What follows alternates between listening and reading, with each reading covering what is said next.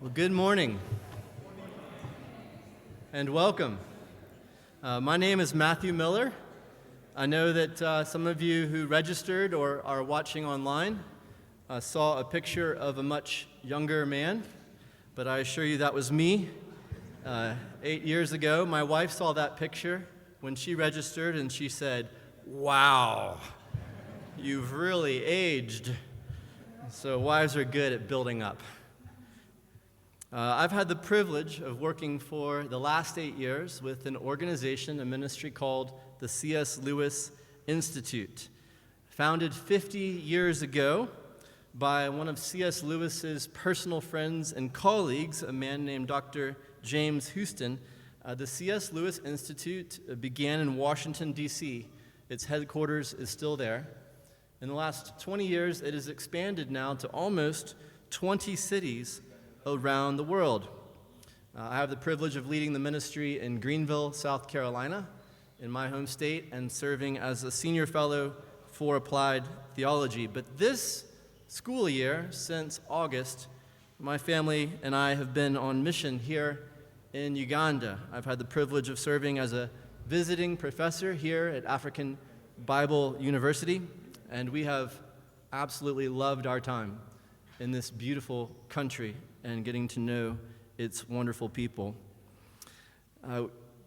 When we first arrived back in August, I think July 31st, when we first arrived here in Uganda and at African Bible University, there was no thought in my mind of putting on a conference such as this one today. So let me tell you very simply how it came about that we are here. In October, my family, we traveled to Nairobi. And there we had the privilege of meeting Aseka Taabu. I had known Aseka over Zoom meetings because he was the newest city director in the C.S. Lewis Institute, having established the first C.S. Lewis Institute ministry in Africa. So we would see each other over Zoom, one of a number of people in the meetings. But in October in Nairobi, I had a chance to get to know him in person. We had coffee, and then I asked him a very simple question that led to our conference today. I said, "Aseka, what is your favorite book by C.S. Lewis?" Now, let me ask for a quick show of hands before I give his answer. How many of you here today have read a book by C.S. Lewis? A good number. Okay. So raise your hand if you have read any of the Chronicles of Narnia. Okay, that's always a big one. Raise your hand if you've read Mere Christianity. Oh, very good, very good. Raise your hand if you've read the Screwtape Letters. Not quite as many, but still very good. How many of you have read The Abolition of Man? 1, 2, 3, 4, 5, 6, 7, 8. That's more than I usually get in the United States. So, very good. Well, I was surprised when Aseka said that his favorite book by Lewis was The Abolition of Man, because it's also one of my favorites. And C.S. Lewis says, friendships usually begin this way. You say, "What? You too? I thought I was the only one." And so Aseka and I had that bond. As we spent time over coffee and then visiting in his office and home in Nairobi, the idea came to our minds, what if we put on a conference this year, and let's focus it on the abolition of man? And so, welcome to our conference, focused on this book. The title is, Could Our Education Be Ruining Us? An African Engagement with C.S. Lewis. Now, the second part of this conference title is important, an African engagement with C.S. Lewis. Why? Well, Lewis is considered one of the greatest Christian writers and voices, certainly of the last 100 years in the world. Some regard him as one of the greatest Christian writers in the last 2,000 years. Over 40 books were published by Lewis. Over 1,200 books have now been written about Lewis, about his life, his thought, theology, philosophy, cultural analysis, literary criticism, and the rest. His children's books, the Chronicles of Narnia, were put into film in 2005 through 2010. How many of you all saw those movies? Do you know that Netflix bought the rights to the films some years ago? And they have decided they could do one better. So the first of the Netflix series will be released in November, The Magician's Nephew. It'll be hitting theaters, the United States and beyond in November, and then released for streaming in December. So we will probably be hearing a lot about C.S. Lewis at the end of this year. And it's estimated that Lewis's own books have now sold over 200 million copies since his death in 1963. Interest in his life and works seems to be rising rather than waning. Conferences are held about him all over the world. And to the best of our knowledge, this conference here today in the wonderful nation of Uganda is the first conference focused on C.S. Lewis ever to be held on the continent of Africa.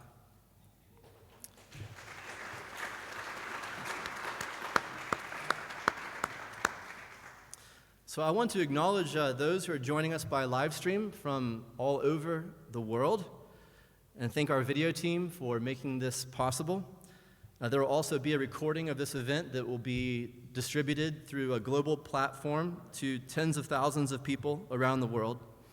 And I want to thank, though, especially those of you who are here in person for what may be truly an historic event of this African engagement with C.S. Lewis. I will be speaking this morning on C.S. Lewis's life, and after that I will introduce our special guest speaker, Mr. Seketa Abu from Nairobi, who will then give our second lecture, opening up the book, The Abolition of Man. We'll then have a break for tea and then return, and Aseka will give the third lecture that completes The Abolition of Man, and then we'll have some time for question and answer before we close today. But first, I want to invite the esteemed Vice Chancellor of African Bible University, our host for our event today, to come forward and welcome you and share about this university and open us with prayer. So Dr. Pitts, known here on campus as the VC, would you come and tell us about ABU and open us, brother? Thank you. Well, good morning. It's an absolute honor to be hosting this event. Just like many of you, of course, I've been aware of C.S. Lewis and his writings for some time, and he's an author that we make use of here on campus as we train others. And so it was immediately obvious to me what great value we could have by hosting an event like this. And I want to take a special moment to thank the C.S. Lewis Institute for the work, the planning, and the effort they put in that. Can you guys give them a round of applause for that?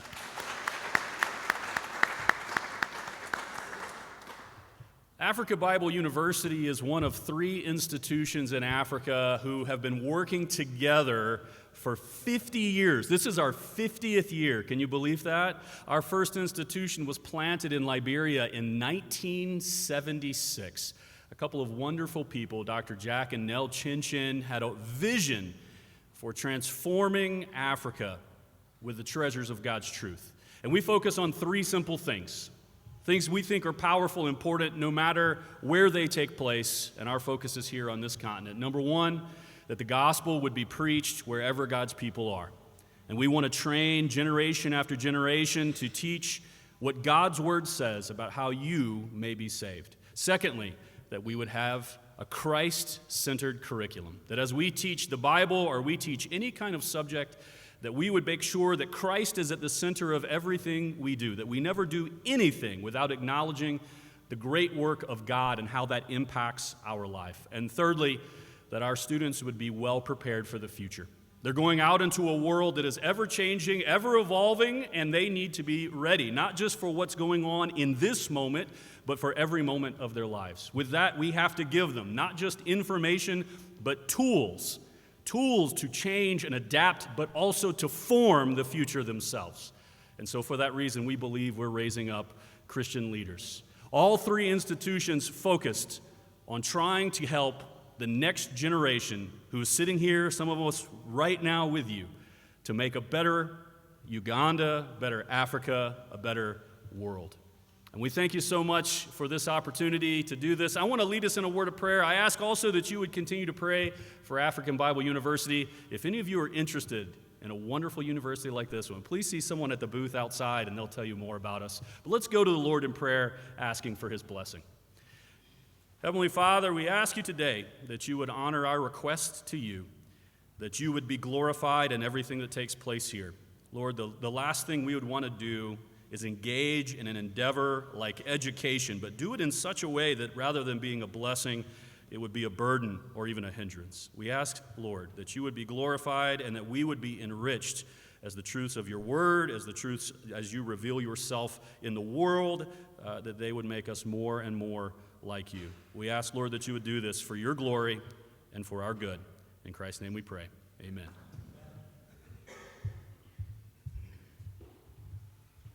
Thank you, Dr. Pitts. I didn't realize until you spoke that it's the 50th anniversary of ABU and the 50th anniversary of the C.S. Lewis Institute. Another reason this is a fitting partnership today. All right, my task in the next half hour plus is to answer the simple question, who was C.S. Lewis? On November 22nd, 1963, the world learned of the death of two men. One was the most powerful political leader in the world, President John F. Kennedy, shot by an assassin in Dallas, Texas. His assassination dominated global news. The other was a professor who taught at Oxford and then Cambridge universities named C.S. Lewis, who breathed his last in the bedroom of his home. News of his death was largely overshadowed by the headlines of Kennedy. Today, more than 60 years later, people are still arguing about Kennedy's death. But millions of people around the world are talking about what Lewis wrote and how Lewis lived. Though often remembered as an Oxford Don, that is what we might call simply an Oxford professor, he was a tutor, Lewis was not born in England. He was born in Belfast, Ireland in 1898, in what is now Northern Ireland. He was the younger of two children. His older brother's name was Warnie. Lewis's name was Clive Staples, but he didn't like his name, and he didn't go by it, neither Clive nor Staples nor C.S. He was known to his family and all of his friends and colleagues as Jack. Now, where did the name like Jack come from? Well, he gave himself that name when he was 4 years old. As a little boy, he was fond of a little dog named Jaxie. And little Jaxie was sadly one day run over by a horse and carriage. Upon learning this news, young Lewis decided to make sure the dog was never forgotten. So he marched home, pointed to himself, and declared with all the confidence of a precocious 4-year-old, "My name is Jaxie." And over the years of his childhood, Jaxie became Jack, and it's all anyone ever knew him by. So that dog is still remembered. But he's remembered today by his given name, Clive Staples Lewis, or C.S. Lewis for short. Aside from the tragic death of his little dog, Lewis had, by all accounts, a happy early childhood. He remembers roaming inside and outside with his brother. His home had lots of books, and he was always lost in one story or another. And he enjoyed an especially close relationship with his mother, Flora. She gave their home a wonderful atmosphere. She also took the lead in his and his brother's education. But all of that happiness was shattered when his mom was diagnosed with cancer and in less than a year was dead. Lewis was 9 years old at the time. In his autobiography, Surprised by Joy, he writes, with my mother's death, all settled happiness, all that was tranquil and reliable, disappeared from my life. There was to be much fun, many pleasures, many stabs of joy, but no more of the old security. It was sea and islands now. The great continent had sunk like Atlantis. Lewis also remembers his mother's death as the first time he prayed fervently for something. A 9-year-old boy praying that his mother might not die. But this first real attempt at prayer proved to be an experience of unanswered prayer. And after he becomes a Christian, Lewis will write more about prayer than any other topic. After his mother's death, Lewis's father sent the boys away to boarding school across the Irish Sea. Jack and Warnie, ages 9 and 13, took the ship by themselves to the mainland and then trained to a boarding school that was not what their father had expected or would have wished for them, and it was not what you would wish on your worst enemy. When Lewis writes his autobiography, he devotes an entire chapter to his 2 years at the Wynyard School, and the name of that chapter is Concentration Camp. They lived under the terror of a mentally unstable and sometimes violent headmaster. In fact, after they had been there 2 years, the school was closed. Its headmaster declared psychotic and committed to an insane asylum. Now, I know from hearing many of your stories that traumatic experiences in boarding schools are not unknown to many students in Africa. And if that was the case for you, know that in Lewis, you have someone who has been there too.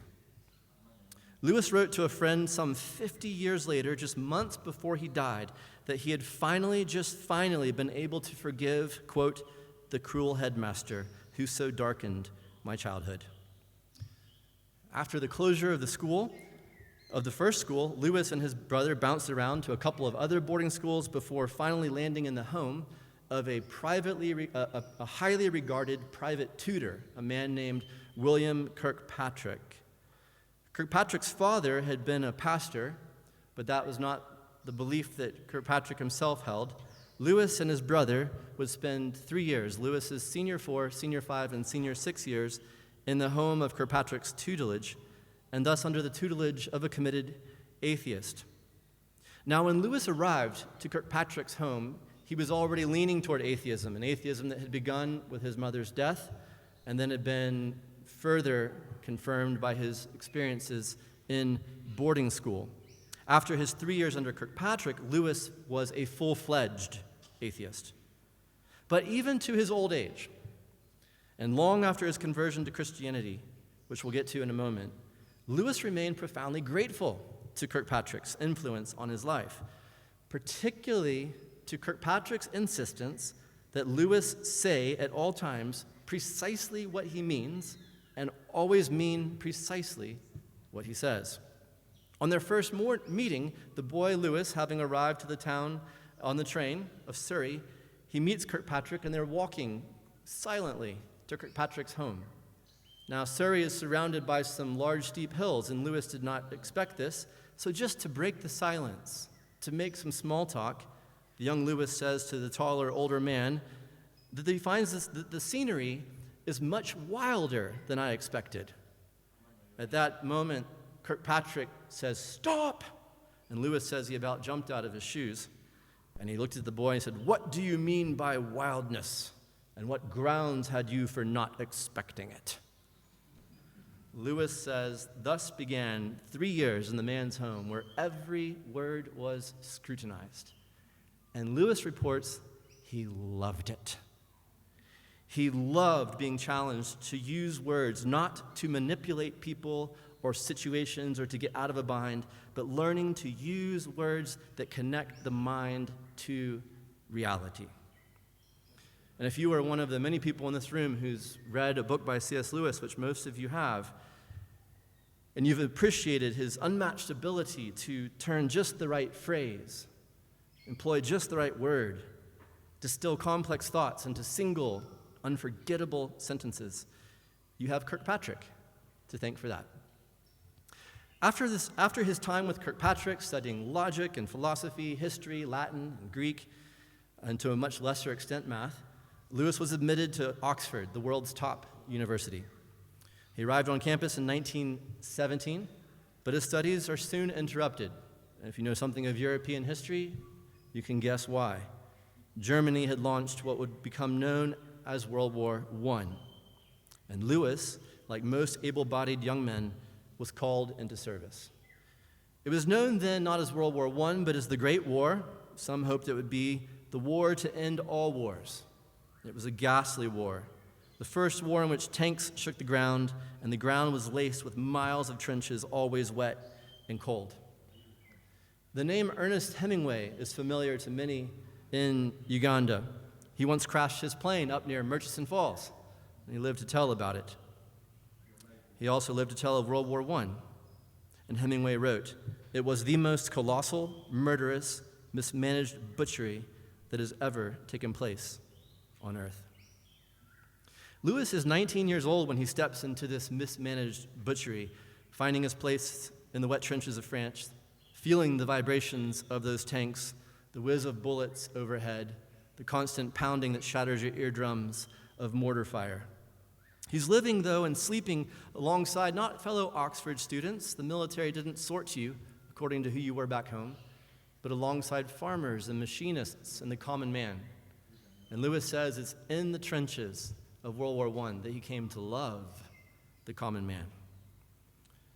Lewis himself was wounded during his first year there, though, by friendly fire. An English shell exploded too near to him on his left. The 2 soldiers nearest to him were killed. Lewis sustained injuries to his left wrist, leg, and chest, including shrapnel that pierced his lung. The injuries were not life-threatening, though, but they were enough to take him off the lines and send him to the hospital to recover. And from there, he was allowed to return to Oxford and resume his studies. Back on the hallowed grounds of Oxford University, Lewis's brilliance shines. He would earn something very rare, what is called a triple first rank. Now, a first rank simply means the highest honors in your discipline. And Lewis earned that not in 1 or 2, which would be quite something, but in 3 different disciplines. First, he earned first ranks in classical studies, that is the study of Roman and Greek civilization and the languages of Latin and Greek, which Lewis was a master of. His second first rank he earned in philosophy, and he hoped to be a philosophy professor. Upon completing his degree, he finds, though, there are no jobs in philosophy. So if you've ever known someone who pursued a certain academic discipline and afterwards found there are no jobs in this discipline, you have in Lewis someone who understands. He goes back to Oxford and he earns then a third first rank, this time in English literature, which at that time was a new field, a burgeoning field, full of job potential. 2 years later, he was brought onto the faculty at Oxford, teaching English literature at Magdalen College. He was a proper Oxford Don, and his father was proud of what his son had become since leaving Ireland, at least professionally. But he was also very concerned about Lewis's soul. Not only was Lewis a committed atheist, and a brilliant one, he was also living a life of very questionable morals. The story of how Lewis moves from atheism many years later to Christianity is a long story. It encompasses many episodes that are not easily told, even if we had enough time. But I think we could break it down into 3 simple phases: preparation, perception, and persuasion. The preparation, as Lewis saw it in hindsight, was his stumbling upon the fictional stories of George MacDonald, particularly MacDonald's book Fantasies, spelled Phantsies. These stories opened up Lewis's mind to reality beyond what can be measured and quantified, beyond material reality. It opened up Lewis's mind to the reality, he said, of the holy. He says that reading MacDonald baptized my imagination, and he was a young man who very much needed his imagination to be baptized. That, he would see in hindsight, was the preparation.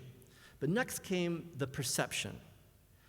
Gradually, Lewis comes to recognize that atheism suffers from grave intellectual inadequacies. Chiefly, there are too many things in life that we take for granted, that we know to be true, without which life makes no sense whatsoever, that atheism cannot account for, beginning with the reality of good and evil. It's one thing to say when someone has mistreated you or cheated you, I don't like that. It's quite another, though, to say what you have done is wrong. And typically no one stops with merely saying, I don't like being cheated, or no one stops with telling the judge of a criminal being sentenced to jail that he should be sentenced to jail merely because we found his crimes personally offensive. No, we always claim something more. We claim that an actual wrong has been done, that we have been treated unfairly, that an evil has been perpetrated. But on what basis can we make such a claim? This leads Lewis to recognize the existence of some standard of good and evil, an objective standard of good and evil that exists outside of an individual mind or a collective mind, a standard to which we can point and say that something truly is unjust. This is what Lewis calls the universal moral law, or what he calls in the book we'll be considering this morning, the Tao, T-A-O. But where would such a universal moral law come from? It cannot arise just from time and chance and matter, things that go blub, blub, blub and are given enough years. No, a universal moral law to exist must come from a universal moral law giver, capital G. And this Lewis resisted for some time. But he was beginning to perceive the inescapable truth in the words of Dostoevsky that if God does not exist, everything is permissible. So Lewis now understood the need that if there is to be real good and evil, there must be a God who has given the standard of good and evil. So Lewis wanted to have just enough of a God to supply this necessary standard in life, not only for good and evil, but for truth and beauty, for love, and for the value of sacrificing your life for your country. Things that we recognize to be true, but we need some universal objective basis for them to truly matter. So he wanted an impersonal God because he wanted a God who could supply these structures, this furniture for the world in which we live, but a God who would not meddle in his life. At this time, he refers to the idea of a personal God as that of a transcendent interferer. And Lewis very much wanted to live a life that was uninterfered. But he found that as soon as he admitted the existence of an impersonal deity, that impersonal deity began to do the very thing Lewis wished he wouldn't. He began to interfere. Having cracked open the door of his mind to God, it seemed to Lewis that God now pressed the door from the other side. He opened it wider still and then made his way in. In his autobiography, Lewis says, speaking of his room where he would stay in Magdalen College, "You must picture me alone in that room at Magdalen, night after night, feeling, whenever my mind lifted even for a second from my work, the steady, unrelenting approach of him whom I so earnestly desired not to meet." And it was not long before he felt compelled, intellectually and personally compelled, to admit that God exists, not as an impersonal force, but as a personal being, as his creator. Now, all of his life, Lewis had a sense that one's actions should align with one's convictions, that one should be consistent, and therefore, having come to this intellectual conclusion that God exists, a personal God who has made him, he concluded he owed it to such a God to make a prayer, a real prayer. And so he tells us, quote, "In the Trinity term of 1929, I gave in and admitted that God was God. And I knelt and prayed, perhaps that night the most dejected and reluctant convert in all of England." Now, what he here calls the conversion is not yet conversion to Christianity. It was simply the recognition, what I am here calling the stage of perception, that God exists, and if God exists, we have a duty as his creatures to acknowledge and to honor him. So from the preparation of a baptized imagination to the perception of a personal God, it would be 2 more years before Lewis would be persuaded of the core claims of Christianity, and particularly the claim that the Son of God became a man, the claim of the incarnation. This last step of persuasion came through many and long conversations with his friends Hugo Dyson and J.R.R. Tolkien. Now, if you know the movie The Hobbit or The Lord of the Rings, or if you've read the books, then you know the name J.R.R. Tolkien. He was the author of those books, and he was a colleague of Lewis's at Oxford. They would take long walks together and stay up talking till 2 and 3 in the morning. Lewis had brilliant friends, but they loved him deeply. Lewis and Tolkien shared a love of pagan mythology. In fact, they were 2 of the world's leading experts on Greek and Roman and Norse and some African mythology as well. So for Lewis, even now he believes in God, he believes that the incarnation is just another myth, a beautiful story imbued with meaning, but not historically factual. But through his conversations with Tolkien, and from his careful reading of the Gospel of John, in Greek, of course, because he's C.S. Lewis, He came to recognize the profound differences between classical mythology and the writing style and specific claims of the Gospels. You might imagine that when Lewis at last accepts that the incarnation was, in his own words, not a myth but fact, that it was accompanied with intellectual and emotional fireworks. Well, let's hear how Lewis describes that moment, that the preparation and the perception at last yielded the fruit of persuasion of the claims of Christianity. Lewis reports that one day in 1939, he got into a motorcycle sidecar on one sunny morning to ride to the Whipsnade Zoo, a zoo about 35 miles distance outside of Oxford.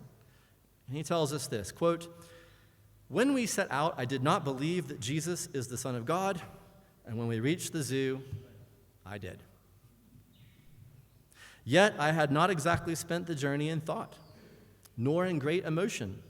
Emotional is perhaps the last word we can apply to some of the most important events. It was more like when a man, after long sleep, still lying motionless in bed, becomes aware that he is now awake." And that's how Lewis's journey that began in atheism arrives at the confession of Christ as the Son of God, though his journey of walking with Christ is now just beginning. Lewis goes on to write many books and earn a reputation as a profound defender and exponent of Christianity. His most popular books are represented by the reading habits in this room.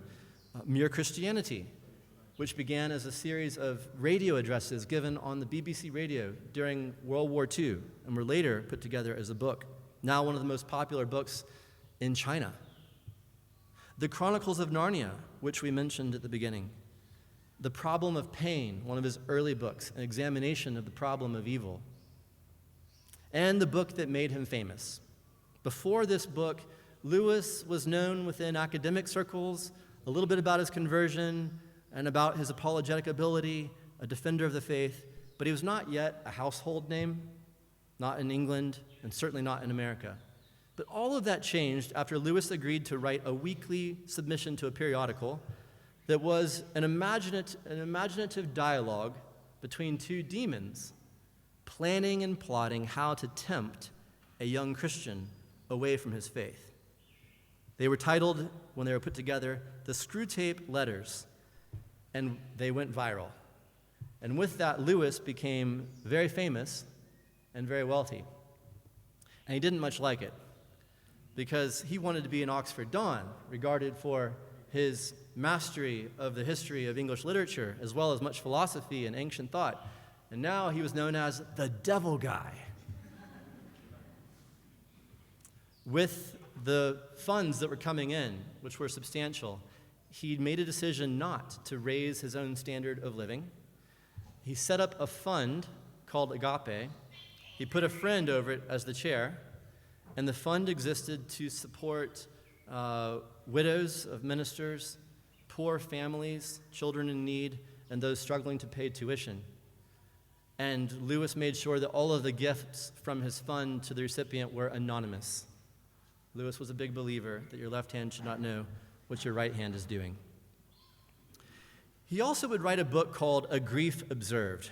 It was not one of his favorites. It was, though, his most heart-wrenching. For in it, he recounts the experience of grieving the loss of his wife. And we will end our talk this morning, our first talk, with her, and with their brief and most unusual circumstances of their marriage. She was a brilliant woman named Joy Davidman. She was from a Jewish family in New York City. She had married a wealthy American man and had 2 sons with him. Wealthy though he was not good. He was an alcoholic. He was a chronic adulterer. And in the pain of that marriage, she cried out to Christ and found faith in him, salvation and peace. She was baptized and had her 2 boys baptized as well. And there were these books being written by this Oxford professor across the sea that made their way to her, and she read them with great appreciation. And she did what many people during Lewis's lifetime did. She wrote him a letter. Lewis took his duty of responding to letters very seriously, so he wrote her back, and thus began a correspondence. Joy eventually divorced her philandering husband, and moved with the boys to England to put an ocean between her and the man who had caused them such pain. She maintained her correspondence with Lewis and eventually moved to a small rented home in Oxford. Now, in all of this, she was being supported from the fund and by Lewis's own monies. His generosity toward her was consistent and significant, even as they carried on the correspondence. In fact, Lewis gave away beyond his own fund so much money every year that he had difficulty oftentimes paying his taxes at the end of the year. Those who knew him best were most astonished at his simplicity of life and his generosity. Lewis was generous to her, but the British government was not as generous. After she had been in England for 6 years, the British government unexpectedly revoked her visa. Why? We are still not totally sure. But we suspect it may be that the British government had learned that back in America, in her younger days, before she had become a Christian, she was a radical political activist and not on the British side. And upon learning that, they revoked her visa. If she couldn't stay in England, she would be forced to go back to New York City and to cast herself at the feet of her ex-husband, who was now remarried, and to plead with him to provide financially for her and for their 2 sons. It was a dreadful prospect. And Lewis was sympathetic to her situation. So sympathetic that he came up with the only possible way of keeping her from being deported. They could get married. He proposed the idea, and she eventually accepted. At this point, they were friends, yes. They were intellectual kindred spirits, absolutely. But there's no hint of any romance between them whatsoever. This was a purely pragmatic way of sparing Joy and her boys the suffering that would await them if she were deported. Very few people knew about the civil ceremony that took place on April 23rd, 1956. Most people who knew Lewis after then had no idea that in the eyes of the law, he was no longer a bachelor, but a married man. Joy still lived down the street with her boys, and they would frequently visit and talk in each other's living rooms, but they never stayed the night in each other's homes. They did not have that kind of relationship. Joy is alleged to have joked, "Isn't it funny, Jack?" Again, Jack, as he was known to everyone. "Isn't it funny, Jack? All this time, people think we're not married and scandalously up to something, when in fact we are married and up to nothing at all." Only a few months later, however, Joy was diagnosed with cancer and on her deathbed. Lewis asked a close friend, an Anglican priest, if he would anoint her with oil and give her also a dying gift, the gift of dying a properly married woman with a Christian marriage. So the priest came to the hospital bed. He anointed her with oil, he prayed for her, and there he also conducted the Christian rite of marriage. Well, what came next amazed everyone, especially her doctors. Joy turned a corner and made a full recovery. And the act of caring for her through what they both thought were her dying months and weeks and days had a profound effect on Lewis's affections for her. In short, when she came out of the hospital, he found himself madly in love with her. And she felt the same way toward him. And they began to assume, in reality, a married life together. Maybe you say first comes love, then comes marriage. Well, for Lewis,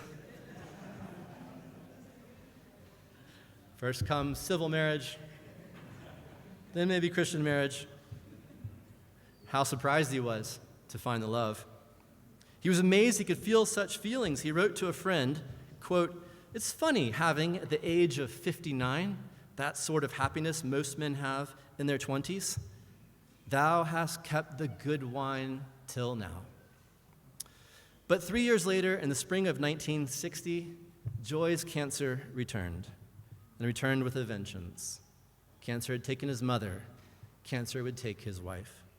And that summer, she died. Lewis would put to words the pain of his grief in his book, A Grief Observed. He would also adopt her two boys, David and Douglas. Douglas Gresham is still alive today. He lives in Malta. He travels the world speaking about his stepfather, whom he regards as the most thoroughly converted man he ever knew. After Joy's death, Cambridge University came calling. They created a new chair of medieval and Renaissance studies that was tailored for Lewis. It took time, but eventually he accepted the offer and spent his last 9 years commuting to Cambridge on the weekdays and back to his home in Oxford on the weekends. And he died, as we mentioned, in November 22nd, 1963. Lewis achieved some fame during his day, but he was utterly convinced that his fame would disappear as soon as he died, and he was utterly content for that to be true. But we are here today because quite the opposite has happened. What can we take, then, from Lewis's life? I'd like to leave you with two things, and then recommend that you begin reading one of three books if you've never read Lewis before. The first takeaway from Lewis's life is the value and purpose of suffering. Whenever I speak on Lewis's life back in the United States, I usually open by asking the audience, how many of you here have a little son or daughter or niece or nephew? And the hands go up. I say, how many of you all would like for your son or daughter or niece or nephew or grandchild to grow up to become the next C.S. Lewis? And the hands go up. Then we walk through Lewis's life and all of the events and the hardships and the suffering that were used to make C.S. Lewis C.S. Lewis. And many a parent, aunt, and uncle would put their hand down about whether they really wanted their child to go through that. But in his life, we see the truth that in the sovereignty of God, suffering is just a furnace, a kiln, an oven for shaping us into the instruments he wants us to be in his hands. And indeed, if you study the lives of those who have had a great and lasting influence for good, you will almost invariably find that they had much suffering, both known and unknown, that forged them into the person they became. So first, we see the value and purpose of suffering. Second, from Lewis's life, we see the influence of a faithful, ordinary life. Lewis did not start a movement. He did not become a politician. He was never even a pastor. Lewis was none of those things. He was what we call a layman.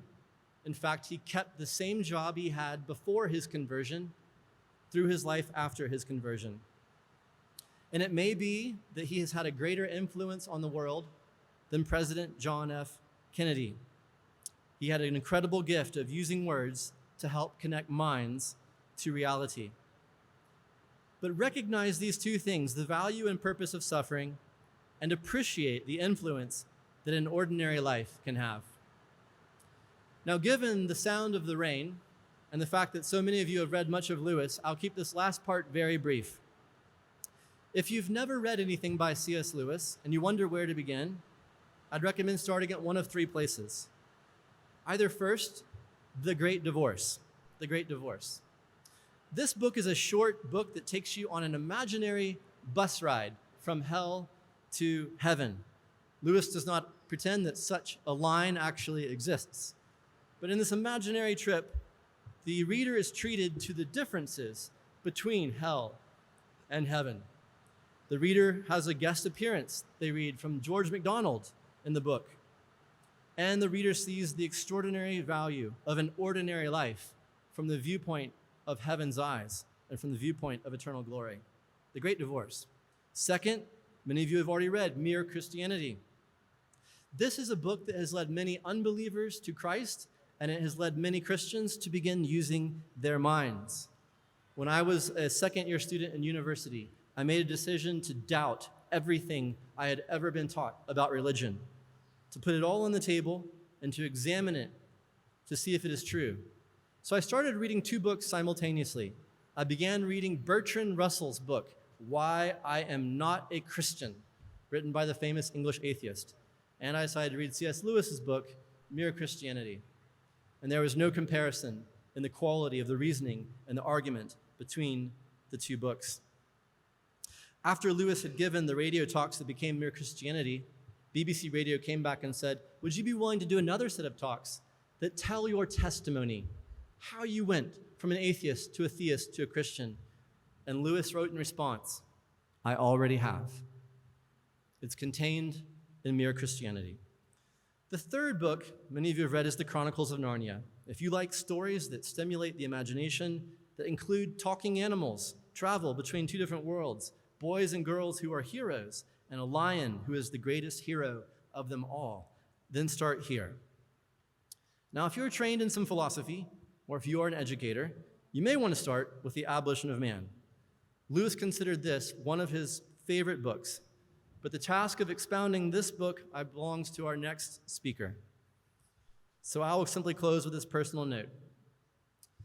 I have learned more from Lewis than from any other modern writer. And what I find so unusual about him and compelling is something others have said as well, that when you read C.S. Lewis, you do not feel like an inferior sitting at the feet of a superior. Rather, you feel more like a man or a woman standing shoulder to shoulder with a friend, beholding the same great object in the distance, some towering mountain, some glistening lake in the far horizon.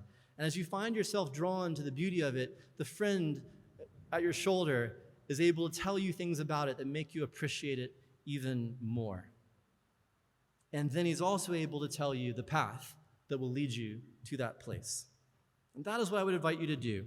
Find a book by C.S. Lewis, and in opening its pages, find in him a wise traveling companion through life who speaks with the voice of a friend. Thank you.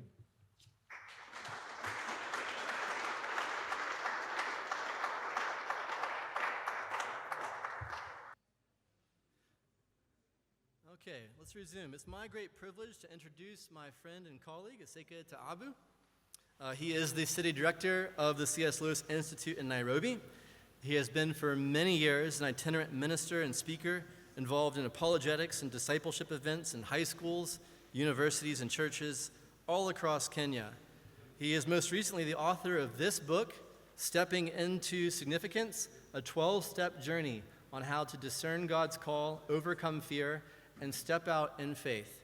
I commend it to you. It's available on Amazon. He is the husband to his beautiful wife, Sophie. They have 2 young boys, Joel and Nathan, and it's my privilege to have him speaking to you on his favorite book. Let's welcome Aseka.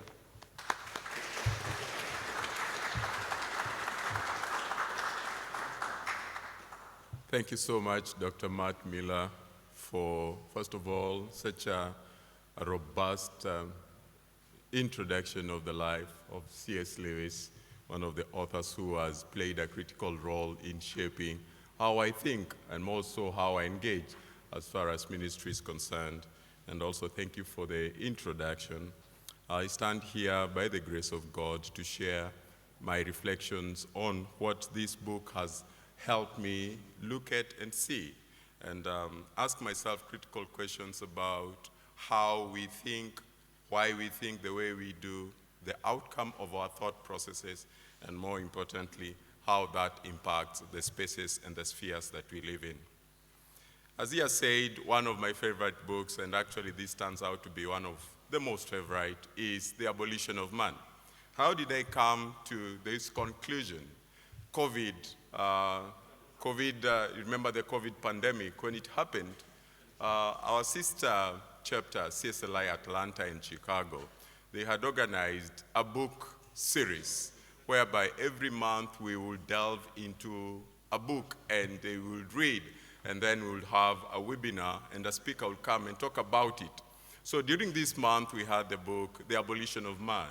It was my very first time to ever bump into this book. So I looked for the resource, I got it, and I read it, and it was not easy.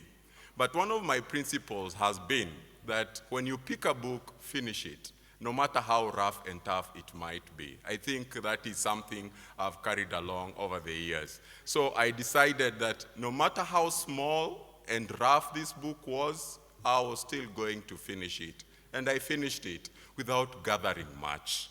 So I looked forward to the webinar, and when the webinar happened, the speaker really broke down the pieces for me. I went back to read the book, and as I was reading the book, the eureka moment struck. I realized that it spoke so much, and this was not just an ordinary book. It was extraordinary in many ways, one of which was, hey, you get to know what is about to happen, you get to appreciate what has been happening, and you get to see what's happening in the day and age. Lewis was very prophetic, and this book doesn't talk about the Bible or scriptures, but it just helps us to appreciate the world as it is. So today, I'm going to be talking about a topic which is framed as a question. Could our education be ruining us? I'm going to lace this conversation from an African's perspective. And to better look at this topic, one interesting author that I came across, Charles Dickens, opened a book, Tale of Two Cities, with a very interesting poem, which I feel or think captures what we are going through as Africans. I'll read. It was the best of times and it was the worst of times. It was the age of wisdom. It was the age of foolishness. It was the epoch of belief. It was the epoch of incredulity. It was a season of light. It was a season of darkness. It was a spring of hope. It was the winter of despair. We had everything before us, yet we had nothing before us. We were all going direct to heaven. We were all going direct the other way. What a beautiful paradox. Writing more than 160 years ago, the novelist Charles Dickens opened his famous novel, A Tale of Two Cities, with these striking words. What captures my attention to this are three phrases. It was the best of times, it was the worst of times. The age of wisdom, the age of foolishness, the spring of hope, the winter of despair. Three words I want to capture: time, wisdom, and hope. These three phrases, when you listen to those words, it almost sounds that he was describing our moment today in Africa. In many ways, the best of times. Africa is the youngest continent in the world. Innovation is rising. Young people are asking fundamental and critical questions. Universities such as this are producing thinkers, entrepreneurs, and leaders. Technology is connecting ideas across the borders. The future seems wide open. But the other way, it feels like the worst of times. Why? Talk about corruption, unemployment, political tension, and systems that sometimes frustrate the dreams of young people. What a paradox. It's the age of wisdom. Why am I saying so? Because we access knowledge at the touch of a button like never before. The information superhighway has made it possible for us to interact across the borders without necessarily having to board flights or take buses or even walk for those who are best fit physically to do that. It's easier than before to access information that has been in the recesses of the internet for many years past. It's easier for us to be able to condense that, talk of AI, that information, and make it relevant and practical into the situation and the settings we are. Yet, it's also the age of foolishness. What a paradox. When truth is ignored and leadership sometimes fails. In the recent past in my country, Kenya, what we have seen is that those who are supposed to be leading in wisdom are doing the opposite. It seems like the fools are doing the opposite. And those who seem to be seeking direction are the ones who seem to be wise. The third word, hope. It's the spring of hope. Because the potential of this continent is enormous, but it can also feel like the winter of despair when opportunities seem limited. And that raises a question for all of us here today. How or where did we end up here? Where did we go wrong? When did the rain start beating us? That's a critical question we need to ask ourselves. But as I was reflecting and thinking through this presentation today, one thing led to the other, and I landed at our formation, the way we think, the way we view life, and the way we interpret circumstances. Where I live, coming across the Rift Valley, there's a place we call the Viewpoint. And people love taking a stroll around that area so that they can view the rifts and the Rift Valley floor. And as I was preparing and meditating, I realized that place is called Viewpoint because it's the point where we view things. The same thing is happening in our minds and the recesses of our intellectual formation. What we absorb forms the point that we view and interpret circumstances around us. And that which is a critical player in this is education. When you go back, you realize that Africans were keen on education. Education was not just an ordinary thing. Education was packaged in tales and stories. Believe you me, when you rise up and you listen to a speaker who spices his conversation with proverbs and interesting captions, you are more likely to be inclined to listen to that speaker. Why? Because those are interesting, juicy, practical statements that resonate with the ground, but at the same time they convey meaning that is hidden in there. Tales were tools for educating people. Tales were tools for transmitting information. And tales were techniques for achieving three things. Eloquence, that is communication. Young people were taught how to express themselves. Games, how to be physically fit. Not only to entertain yourself, but also to prepare for battle, just in case the opposing clan decided to raid your property. And sharpening young brains to ask questions that were aligning with the clan's culture and perceptions.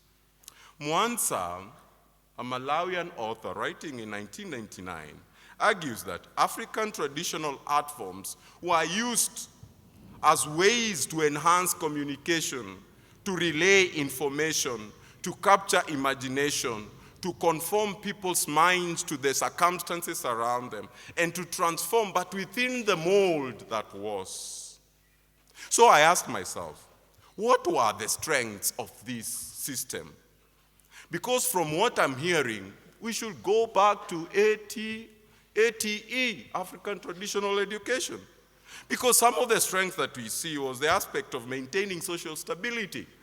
People were not confused. Then, I'm not suggesting that they are confused now. Maintaining the economic, social, and cultural structures and stability of the societies was very palpable. Maybe right now it's not as palpable as it was then because of the numbers, cross-cultural marriages, fusion of new ideas. But it's without a doubt that indigenous education prepared both boys and girls to come to terms with the physical, social, and spiritual world of their time. It also prepared them for the world of work. Children were trained in skills that made them become productive and useful to themselves and to the society. When I was coming this way the other day, Dr. Matt Miller asked me how I came to think the way I came. I told them that my father introduced me to the library in 1992. I was 8 years old. My father is not such a well-learned guy, but he knew one of the places where he could equip me was the library. So I signed up at the National Public Library, a service offered by the Kenyan government. Now, I loved going to the library for various reasons.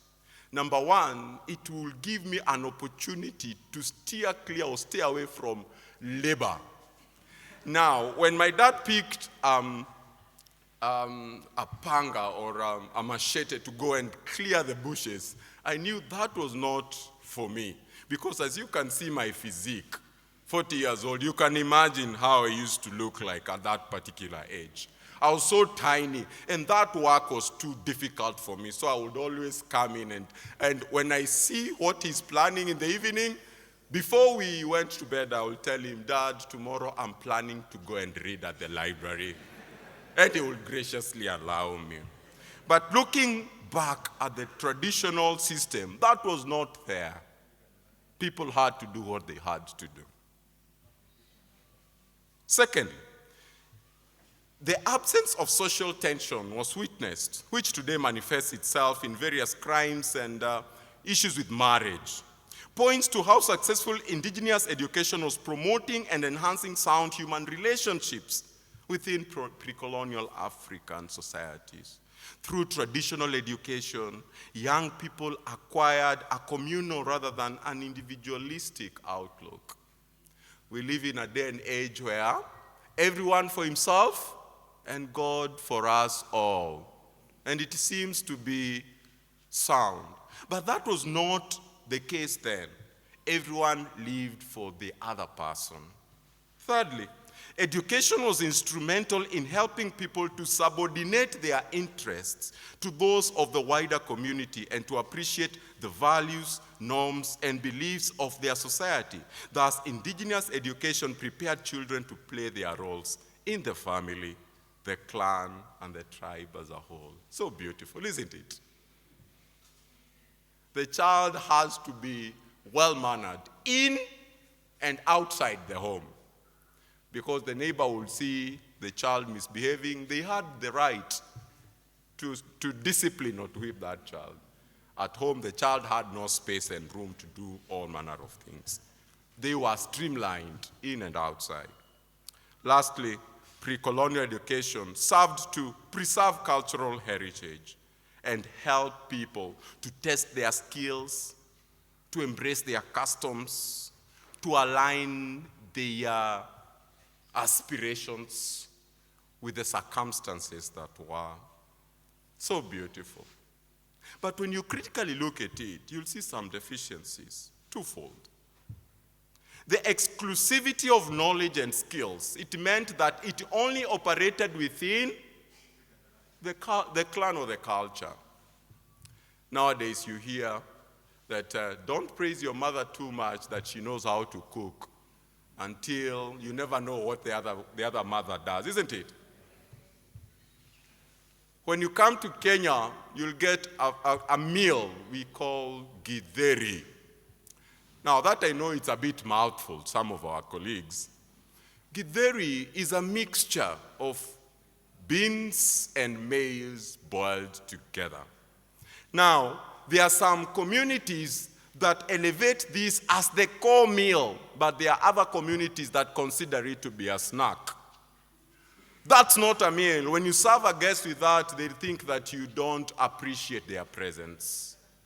That conflict means that, hey, people not appreciate each other because every clan, every culture, every tribe believes that knowledge about what they have is the ultimate.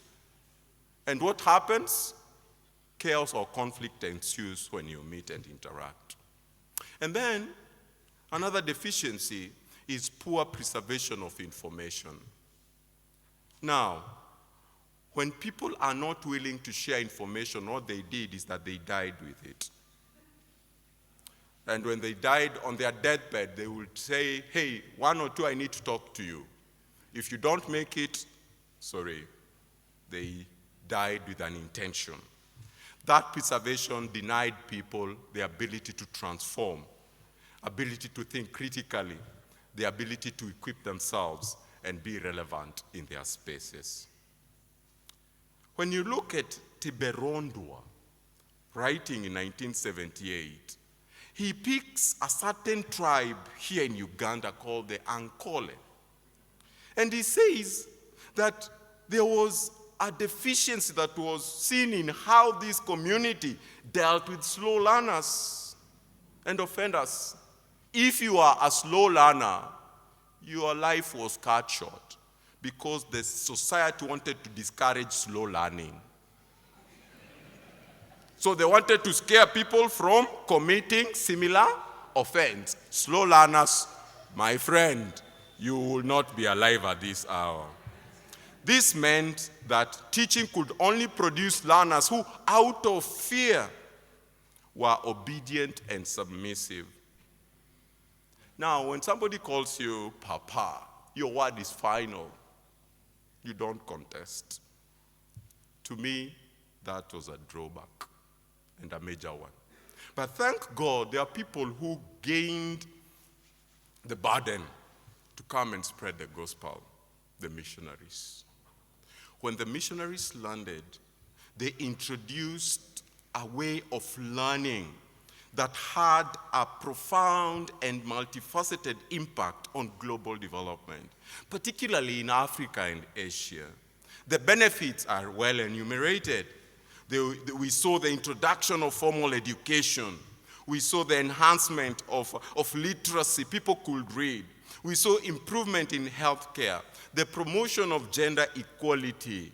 We saw the nurturing of a holistic approach to life through spiritual formation. In Kenya, in primary schools, we have a lesson that is set aside either on Wednesday or Friday, the first lesson. They call it PPI. PPI is a pastoral program that is supposed to inculcate or to minister to children through the local churches. So the churches come together and they are assigned to a specific school. So they go on Wednesday during the first lesson and those children are taught about the love of God. Why? It was important.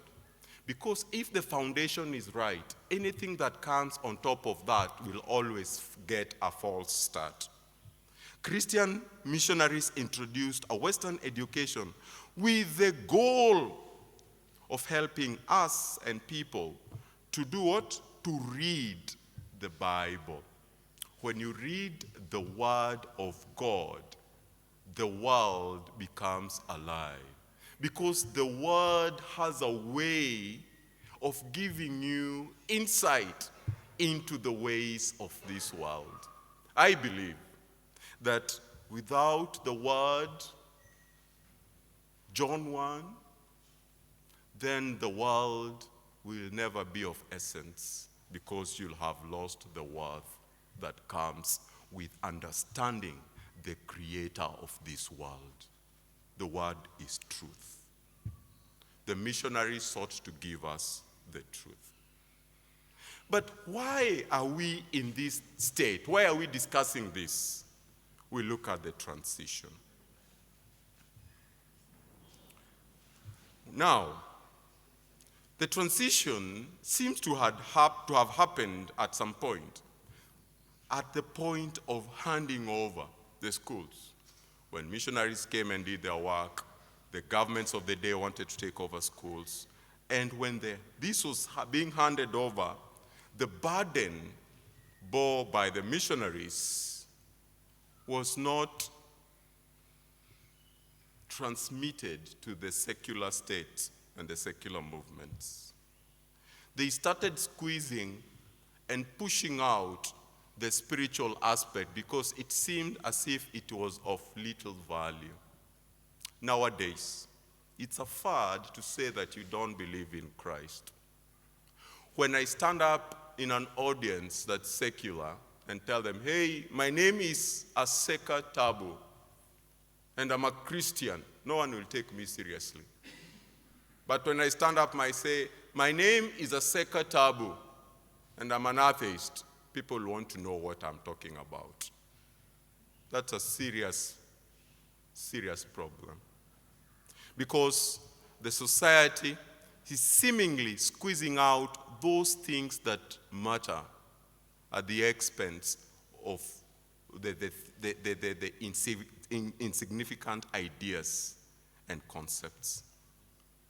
One author, very interesting, Malcolm Muggeridge, asks, could we be educating ourselves into imbecility? An excerpt from this British journalist and Christian social critic was published in the vintage Margaret, Religion and Society. I'm going to read the excerpt for us.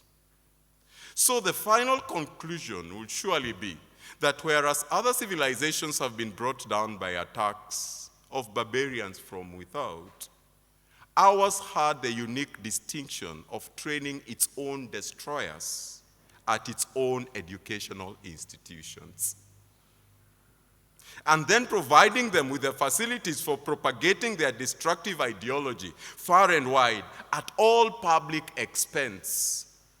We pay taxes to finish ourselves. What a disaster. Thus did the Western man decide to abolish himself, creating his own boredom out of his own affluence, his own vulnerability out of his own strength, his own impotence out of his own erotomania, himself blowing the trumpet that brought the walls of his own city tumbling down. He goes on to say, until at last, having educated himself into imbecility and polluted and dragged himself into stupefaction, he killed over a weary, battered, old brontosaurus and became extinct.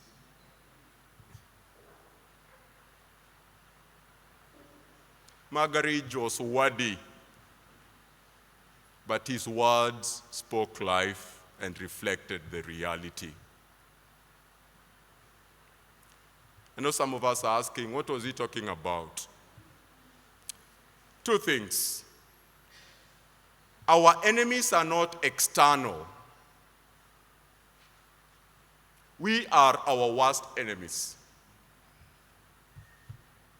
Social media, TikTok, Facebook. If I want to know the kind of person you are, I'll just have to look at the reels, because the algorithm has been programmed in such a way that it reveals where you go more. So it keeps on feeding you with content, exciting your dopamine, yeah? Yesterday, during one of the sessions with third-year students, I realized that there is a new function that the thumb has, scrolling. Guys have given this thumb a lot of work, isn't it? Because of the phones. Have you realized that people nowadays, some of them are having problem with sleeping at night? There was a time I'd been invited to speak at a school, and the principal was quite concerned. The boys are sleeping in the afternoon. Aseka, what could the problem be? I believe the Lord, in his own wisdom, prompted me to respond to this. Those boys are not sleeping at night. When you look at a reel with a captivating video, the mind will always say, let me watch the next one, and the next one, and the next one. Before you know it, it's 1 a.m. And because of the blue light, the process of getting sleep dissipates. You get excited. If it's politics, you get excited. And what happens with that is that we are destroying our own intellectual capacities. We are denying ourselves an opportunity to create room for content that will conform us to that which God ordained in our lives. We are being conformed to the patterns of this world, as Paul would write to the believers at Rome. Education without wisdom, without virtue or spiritual grounding, can become self-destructive rather than enlightening.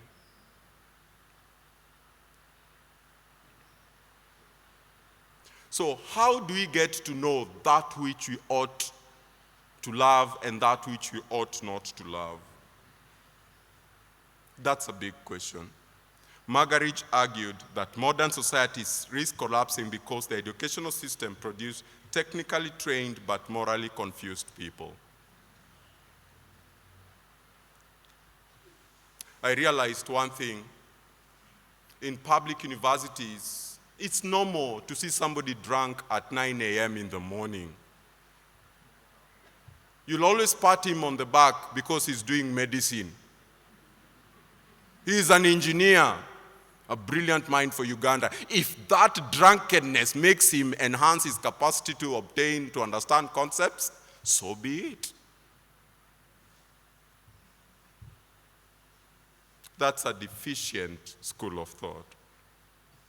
Allow me to introduce the abolition of man, and then we shall continue the conversation in the next section.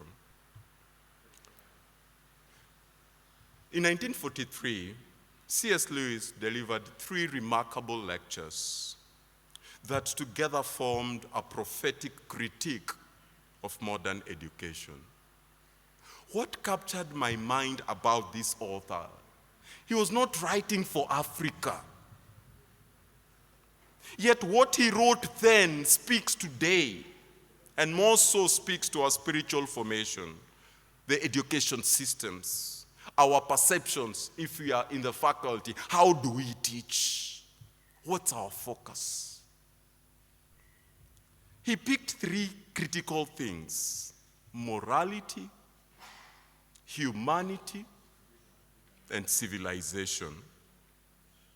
In this, he positioned 3 aspects: the head, the belly, and the chest.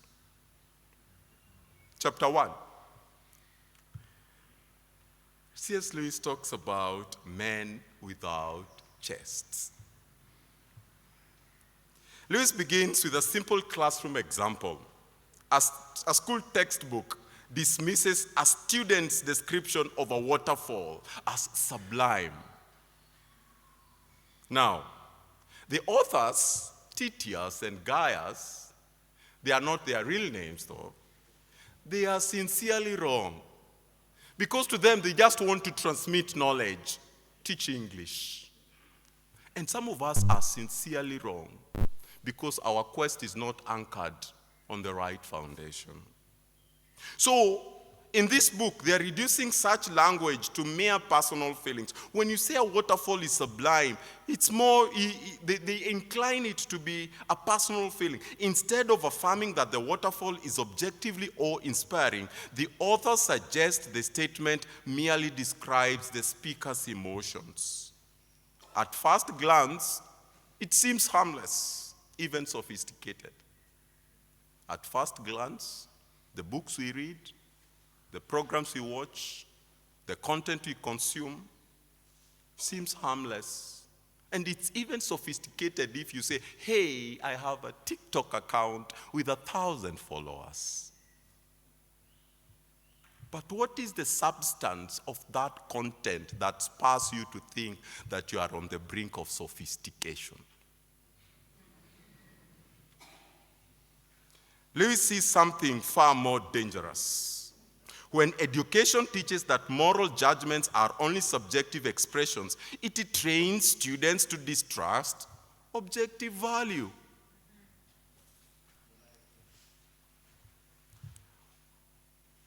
Words like good, beautiful, just, and a scary one, evil, become nothing more than emotional reactions. Students are subtly taught that value is invented, not discovered. Now, this is scripture that is coming to my mind. Allow me to quote it. Jeremiah 17 talks about the state of desperation, isn't it? People invent and discover things. Lewis famously calls the 3 results as the head, representing reason, the belly, representing appetite and impulse, the chest, representing the affections, rightly ordered loves and moral courage. He goes ahead to argue that education should form the chest. It should cultivate proper sentiment, teaching us and teaching students to love that which is lovable and hate what is hateful. Without this moral formation, reason becomes cold calculation and appetite becomes our tyrant. What's the tragedy? Francis Schaeffer's isness and oughtness. We have a sense of how things ought to be because of our nature created in the image of God. But the reality is on the isness, the circumstances that surround us. So we demand virtue from people, from students. We demand honor, we demand sacrifice, we demand integrity. But at the same time, you are teaching them that, hey, these things are an illusion, a tussle. You'll hear people saying, it's good, but that's not the way it's done here. Conditioning. When appetite becomes a tyrant, you'll always look for opportunities to grab a property, and the head will give you the reasons and calculations because the chest has not been well groomed. What I'm seeing is that there is a fascination with teaching people to reason, teaching people to make decisions. But what we fail is that we don't teach the chest how to order the loves, how to talk about moral courage, how to challenge people to express their convictions. That is left hanging. That's why you'll always be subject to, it happens this way, but.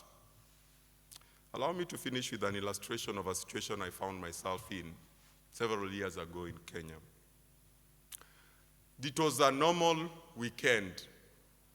I had 4 speaking assignments, 3 during the day and 1 at night in the evening from around 7 p.m. So my schedule was packed and I was using public service, so you can imagine. So moving from one place to another, go and speak, and so I was looking forward to the last event. I was to speak at Kenyatta University. So I went and spoke my heart out as usual. I finished my session, and God had allowed somebody to drive me that evening because he had seen the nature of my schedule that day, or schedule. So as we were leaving the university, I think my driver was not well conversant with the superhighway, so he took a right turn instead of taking the left one, and so that we could go and take a detour and come back. And then the police from nowhere. It seems that when you are a good person and you make a mistake, that's when everyone notices that you. Then the sirens went off, and then the lights and all that, and then this guy comes, and he tells us to lower the window, and then he looks at us, he asks our questions, and he tells us, you have broken the law. Open the door, so I took a back seat, and now I was wondering, Lord, tomorrow I'm supposed to travel to Kakamega, western part of Kenya, tomorrow morning. What's this? Does the enemy want to embarrass us? Lord, we are not going to give any money, and these guys are going to forgive us. I started interceding. So my driver was like, please forgive us. Please forgive us. So the police is like, you drive on. Forgiveness about what? Drive on and drive on. So we drove past a police station to another further police station. And when we got there, he took the car keys, and then we were assembled somewhere with other cops joining us. So they asked us, what happens when people make mistakes? I told them, you forgive them.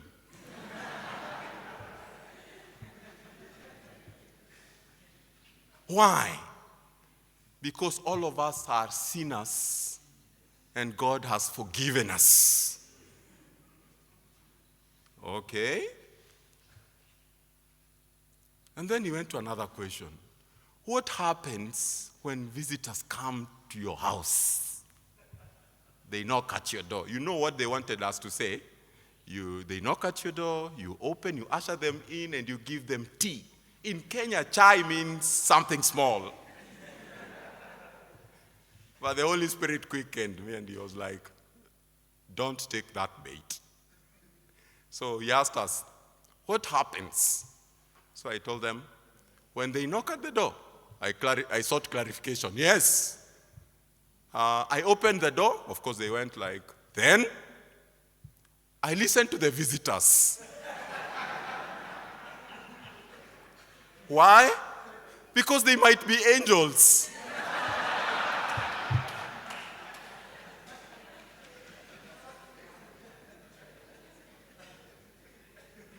And the Bible tells us we might be entertaining angels. They got tired. They took the key, gave us the key, and then they told me to pray for my driver because he was wrong. And I prayed for my driver. And I prayed for them as well. And then they told us, go away.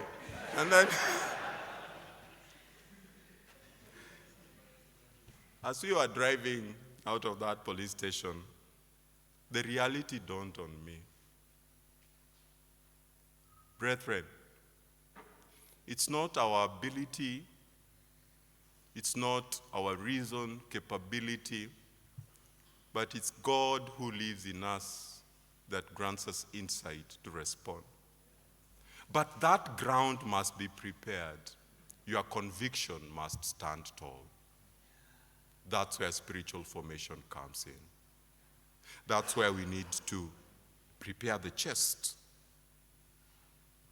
such that virtue will not be an illusion, it will be a reality. Decisions and choices will be based on the chest, dictating how we think and regulating our appetites. Otherwise, we shall be beasts and animals, driven by our urges and letting the head concoct ways and approaches of executing our urges, no matter how sinful they are. God bless you.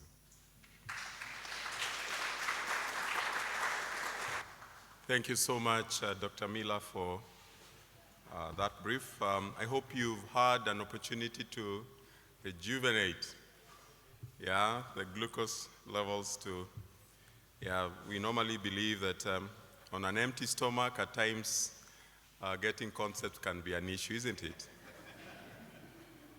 The glucose levels are good. When they are good, then we are good to go. Of course, now that we've looked at the first chapter, Men Without Chests, and we've appreciated the place and the role of the chest in the formation of a human being, we move on to the next one. And in this next one, the next chapter is called The Way, or the Tao. In this chapter, Lewis broadens his argument beyond England. He's no longer constrained to England. He introduces the concept of the Tao, that is, his term for the universal moral law recognized across cultures and civilizations. He demonstrates that whether one studies ancient Egypt, whether one studies Greece, in Rome, China, India, or even the Judeo-Christian scripture, certain core principles consistently appear. The first one is honoring your parents. Do not murder. Keep your promises, act with courage, and care for the weak. Now, the reality in this day and age, it seems that they have conversed or rendered these principles opposite. The aspect of honoring parents is no longer there. And if it is there, it's not as visible as it used to be.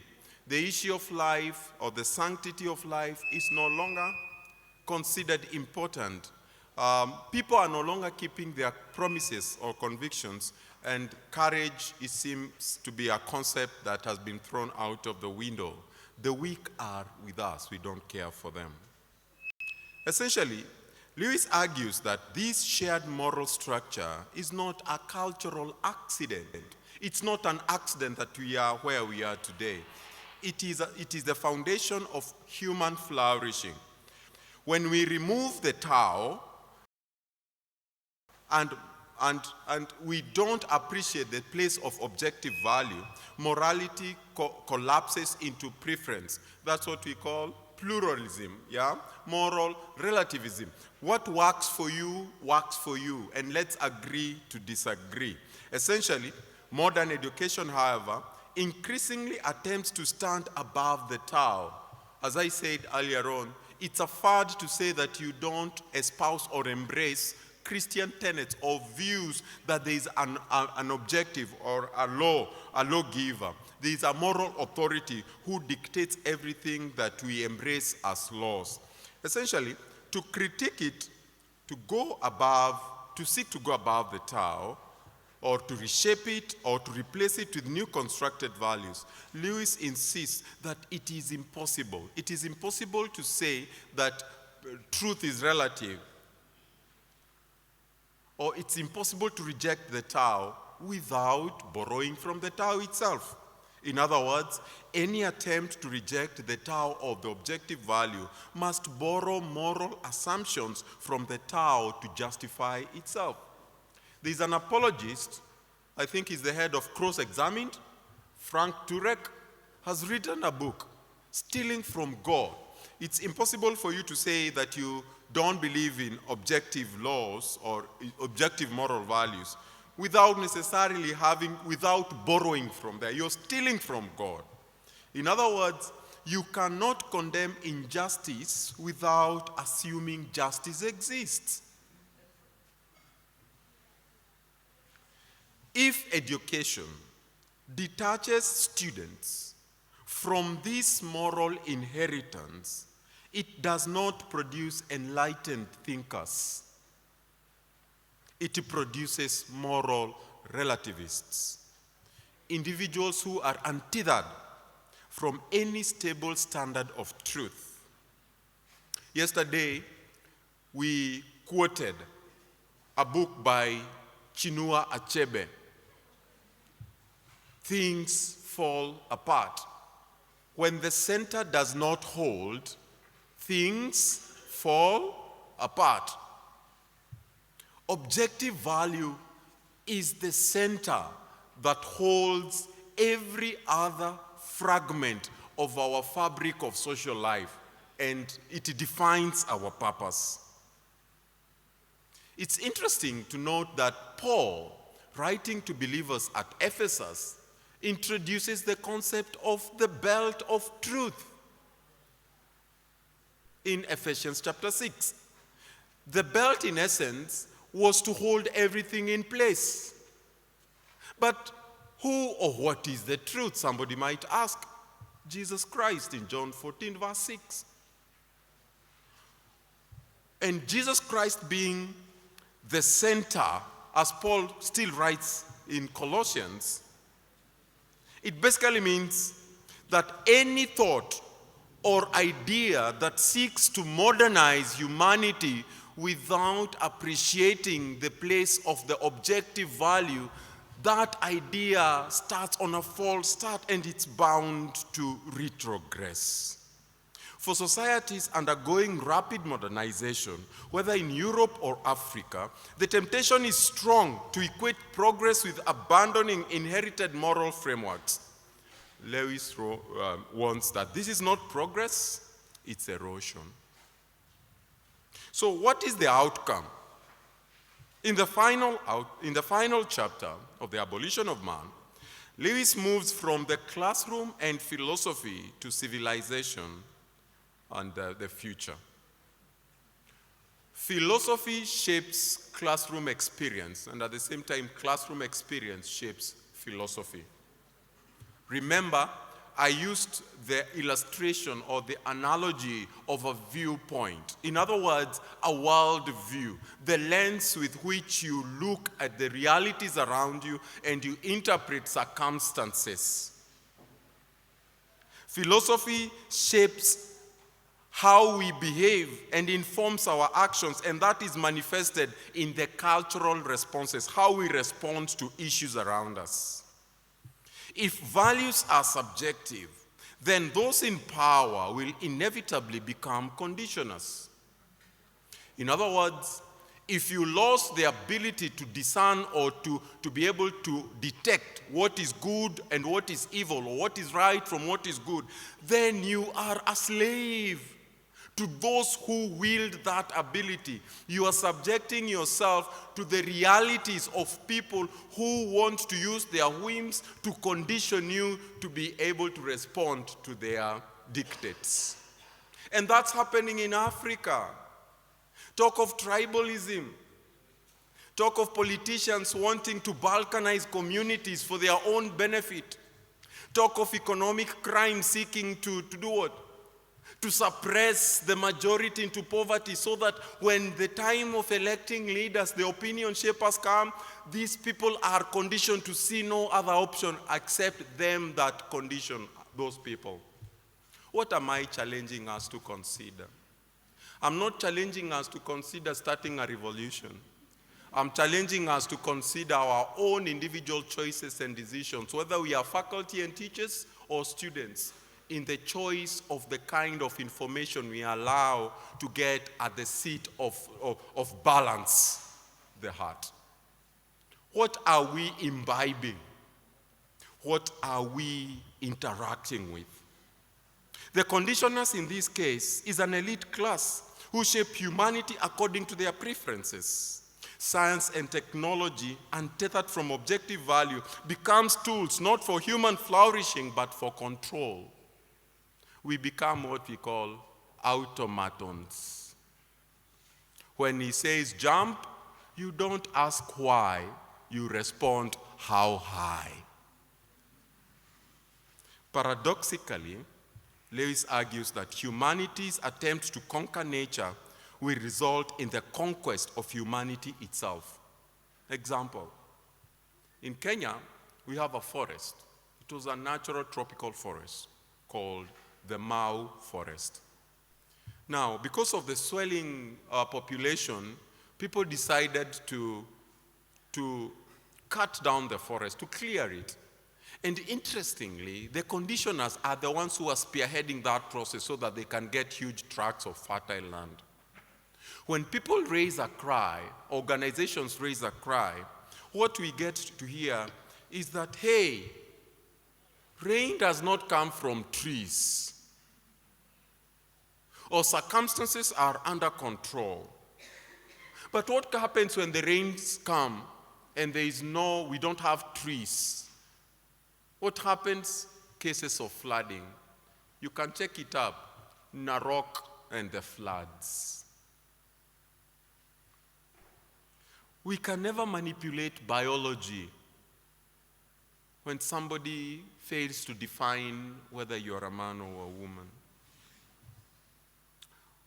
We cannot manipulate psychology and culture without moral boundaries.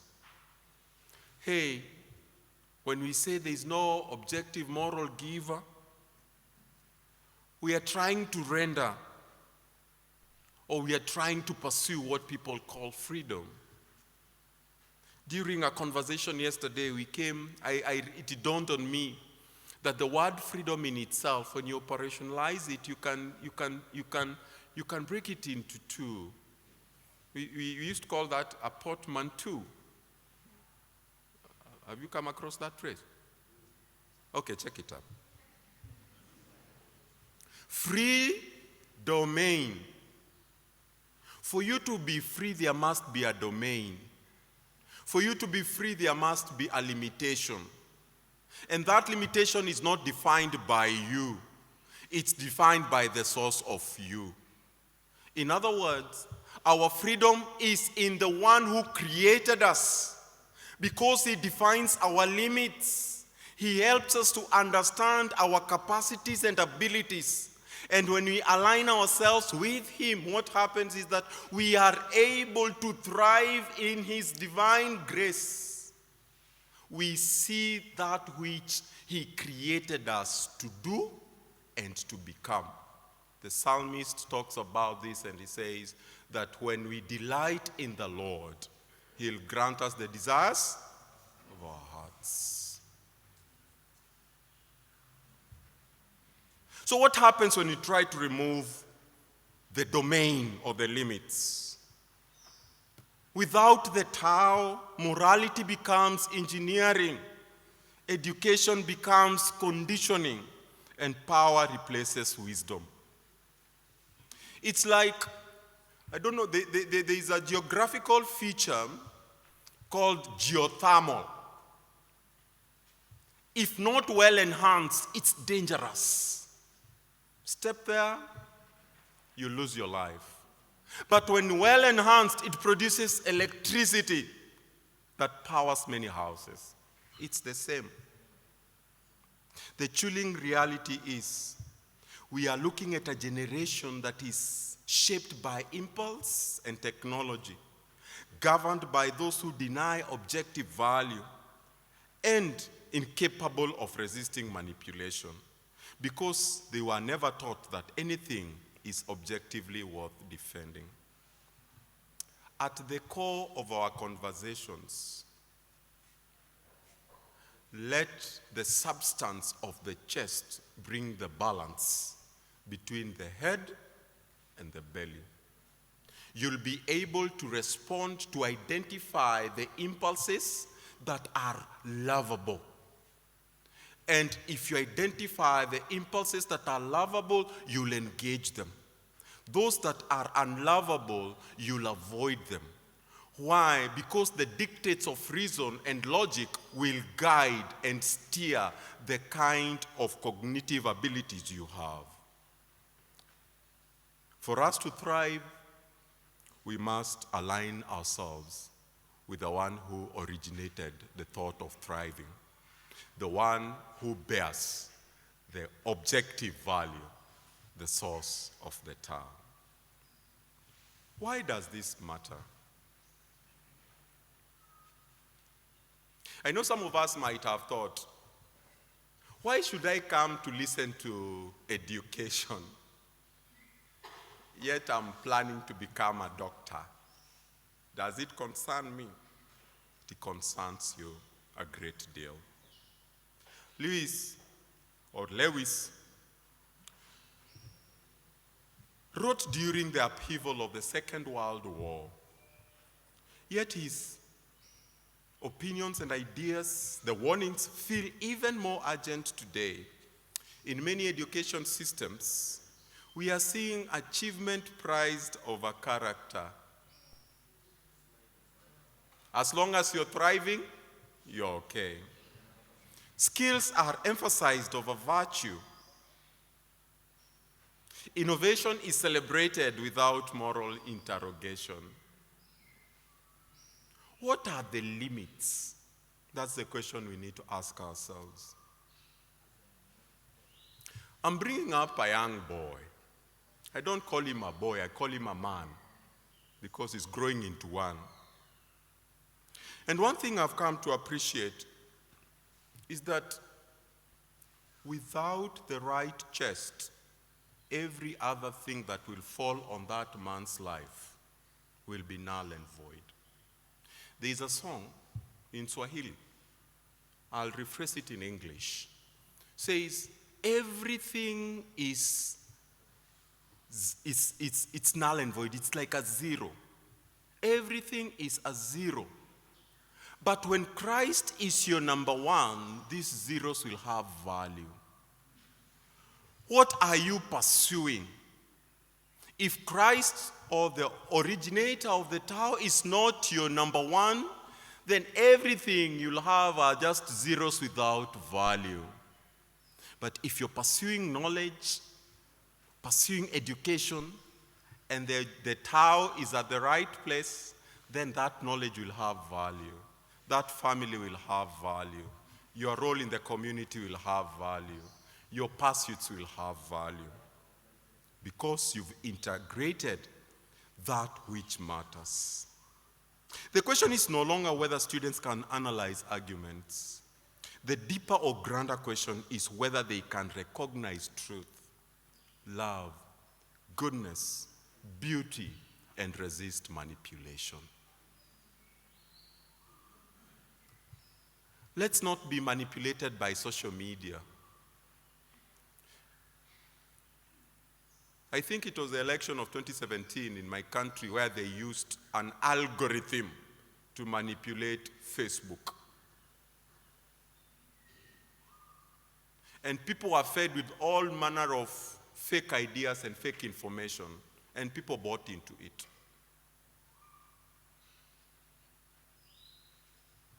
Let's have a lens that checks and questions. But how do we have that lens to begin with? We have that lens when we acknowledge the existence of the one who gives, the one who creates, the one who originates the Tao, because he's going to be our reference point for everything that comes our way. That's how we shall be able to resist manipulation. Another question. What if many of us are doing it? Littering.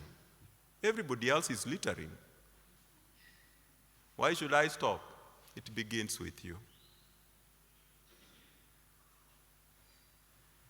Paul writes and says, we are living epistles. The world is learning and watching. Even if it takes 10 years as you are doing it alone, somebody else will learn from you. Why? Because you're appreciating nature. Because the one who created nature calls us to do that. If we teach a generation that morality is subjective, we cannot be surprised when they become morally unmoored or confused. If we train them to deconstruct everything, we must not be shocked when they deconstruct humanity itself. Parents who are here, let's question what our children are learning. Don't allow them to watch everything. Because in your life, you didn't have a television set, so you want the children to have the most. Don't allow that. Check what they are watching. Teachers, who inspires you to transmit knowledge? What challenges us? What kind of relationships are we fostering with our students? When we leave, what will they say about us? Ourselves, what choices do we make and what informs those choices? Is it possible to recover the heart? It is. The big question is, what do we do? Do we abandon modern education and we go back to African traditional education? No. When you notice children or young people jumping through the window, you don't close or block that window. You ask why. And then you help them appreciate the value of a window and emphasize that a window is not a door. What we need to do is to integrate formation and information. Let's not go for information or rush for information without formation. The reality is the world is spoiled for choice. Information is everywhere. Let's go for formation. Teach value, teach virtue. Make sure that they are well grounded. As such, when information comes, the chest will have the muscle to discern and to detect. What are the practical steps as I draw to a close? The place of narratives. Introduction of narratives and stories. Dr. Miller has encouraged us to go back and read books. And some of us will say, I don't have a talent of reading books. No, what you don't have is the muscle to read those books, and muscles are developed.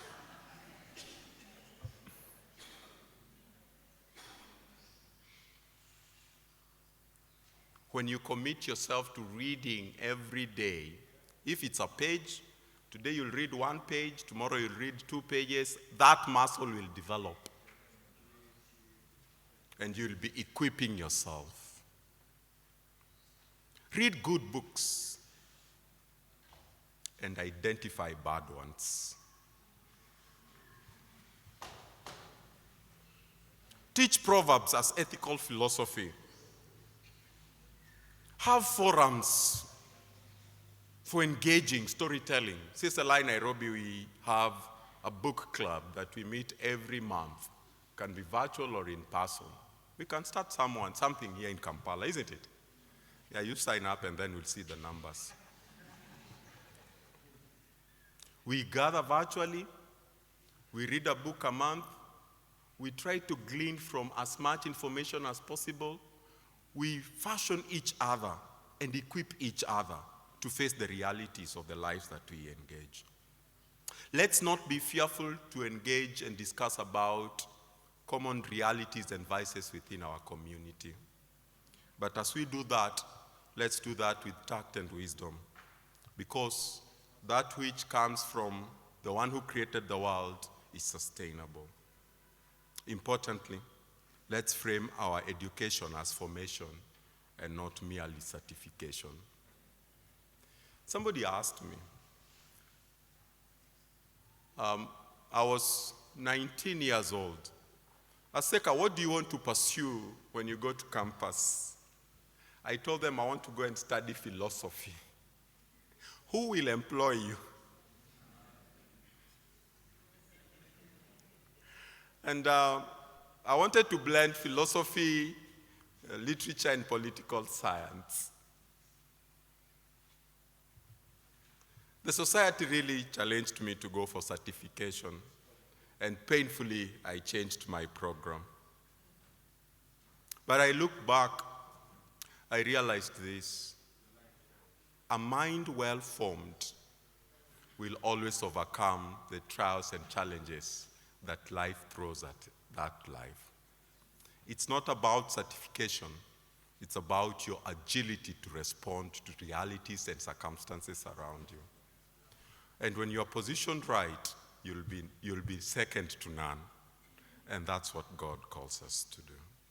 We must restore the chest. Allow me to stop at that point and invite Dr.